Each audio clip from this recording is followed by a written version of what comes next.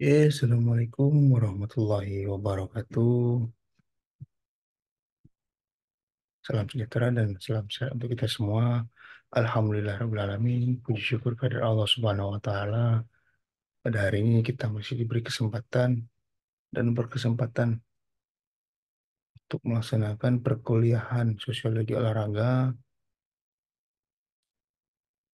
Nah, hari ini kita sudah memasuki pada materi penyimpangan sosial dalam olahraga. Nah, mungkin sebagian dari teman-teman di sini sudah ada yang tahu apa itu penyimpangan sosial dalam olahraga. Baik, akan kita bahas.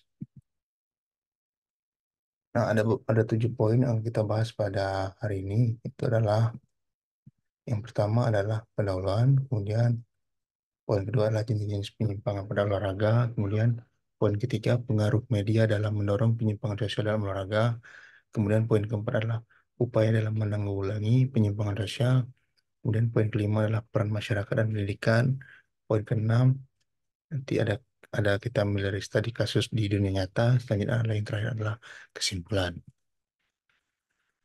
Nah, mungkin langsung saja ya teman-teman. Nah, jenis penyimpangan pada olahraga. Dalam olahraga, kita sering menemui beberapa jenis penyimpangan sosial yang mencakup. Yang pertama adalah doping ya. Nah, doping ini secara singkat adalah obat peningkat performa upaya seorang atau lebih atlet agar lebih berprestasi. Kemudian yang kedua adalah agresi dan kekerasan. Nah, berbagai tindakan agresif yang mencakup kekerasan fisik atau perilaku berbahaya yang terjadi dalam kompetisi atau di luar lapangan. Nah, yang kemudian jenis penyimpangan yang ketiga adalah adanya diskriminasi. Nah, ini melibatkan tindakan atau sikap yang merendahkan atau membatasi berdasarkan faktor-faktor seperti ras, jenis kelamin, agama dalam dunia olahraga. Kemudian yang terakhir adalah korupsi. Praktik-praktik yang tidak etis atau penyalahgunaan kekuasaan dalam pengaturan olahraga, seperti suap atau manipulasi hasil.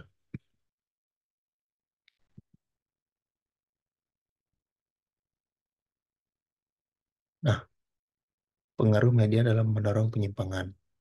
Media massa memiliki peran yang signifikan dalam membentuk pandangan masyarakat tentang olahraga. Bagaimana media meliput dan mengomunikasikan peristiwa dalam olahraga dapat mempengaruhi persepsi masyarakat tentang atlet, kompetisi, dan masalah sosial di sekitarnya. Nah, jadi media ini memiliki kekuatan yang besar ya dalam menentukan narasi dan fokus dalam berita olahraga. Terkadang media cenderung memberikan sorotan pada insiden-insiden penyimpangan sosial yang dapat menggoda penonton atau mempengaruhi penonton untuk lebih memperhatikan masalah tersebut. Contohnya, ketika berita tentang kasus doping dan insiden kekerasan dalam pertandingan menjadi headline utama ya, hal ini dapat menciptakan kesan bahwa masalah tersebut merajalela dan dalam olahraga. Meskipun sebenarnya kasus semacam itu mungkin relatif jarang terjadi. Nah, selanjutnya, media juga dapat memainkan peran dalam menyebarkan kontroversi dan rumor yang dapat merusak reputasi atlet olahraga secara keseluruhan, bahkan jika informasi tersebut belum tentu benar.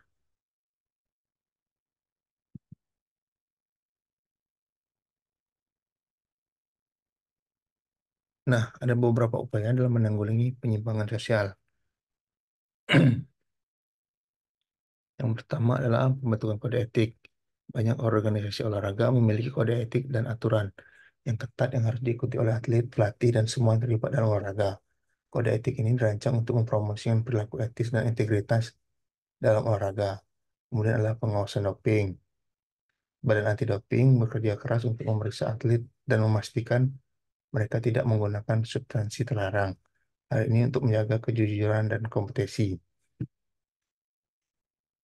Kemudian kampanye anti diskriminasi.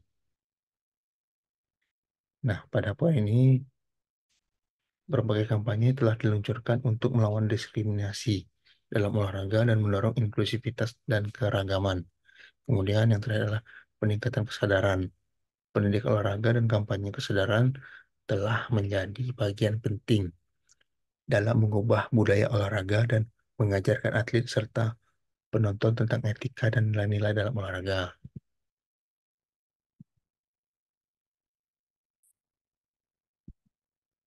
Nah, peran masyarakat dan pendidikan. Selain upaya organisasi olahraga ya, peran masyarakat dan pendidikan juga sangat penting dalam menciptakan perubahan positif dalam dunia olahraga. Nah, kesadaran masyarakat itu, masyarakat memiliki kekuatan untuk mendukung olahraga yang etis dengan menuntut integritas dalam kompetisi dan mendukung kampanye anti penyimpangan. Kemudian pendidikan olahraga. Sekolah dan organisasi pendidikan dapat berperan dalam mendidik generasi muda tentang etika dalam olahraga dan pentingnya kompetisi yang sehat. Kemudian adalah aksi sukarelawan dan dukungan komunitas. Melalui aksi sukarelawan ini, olahraga lokal dan dukungan komunitas dapat mempromosikan olahraga yang beretika dan membangun komunitas yang lebih baik.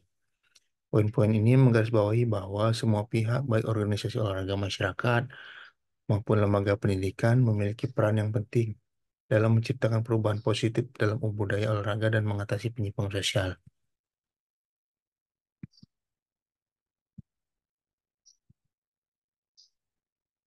Nah, contoh studi kasus yaitu Lance Armstrong dan doping. Nah, latar belakangnya adalah Lance Armstrong ini seorang ikon olahraga sepeda.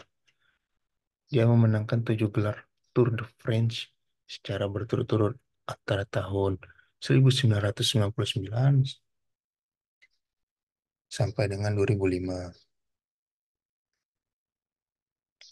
Namun pada tahun 2012, Lance Armstrong terungkap bahwa terlibat dalam praktik doping yang sistematis selama bertahun-tahun. Kasus Lance Armstrong adalah salah satu contoh paling mencolok tentang penyimpangan sosial dalam olahraga, khususnya dalam bentuk doping. Nah, selama bertahun-tahun, Armstrong dan timnya secara sistematis menggunakan substansi terlarang untuk meningkatkan kinerja mereka dalam balap sepeda. Ini mencakup penggunaan hormon pertumbuhan dan transfusi darah ilegal. Skandal ini tidak hanya merusak reputasi Armstrong, tapi juga mengguncang dunia olahraga sepeda dan membawa dampak serius pada kepercayaan penggemar terhadap olahraga tersebut.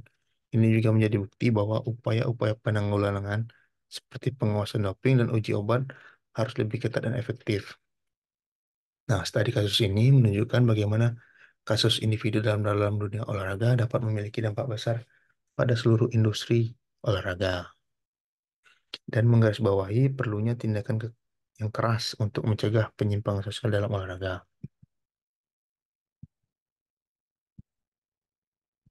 Nah, kita telah sampai pada kesimpulan ya teman-teman sekalian, dan kita telah menjelajahi berbagai aspek penyimpangan sosial dalam dunia olahraga. Nah, kita telah mengidentifikasi jenis-jenis penyimpangan, memahami pengaruh media dan masyarakat dalam mendorong atau melawan penyimpangan ini, serta mengeksplorasi berbagai upaya penanggulangan dan peran pendidikan dalam mempromosikan olahraga yang etis. Oke, saya rasa cukup ya teman-teman untuk topik ini. Saya rasa sudah jelas. Atas perhatiannya, terima kasih. Assalamualaikum warahmatullahi wabarakatuh.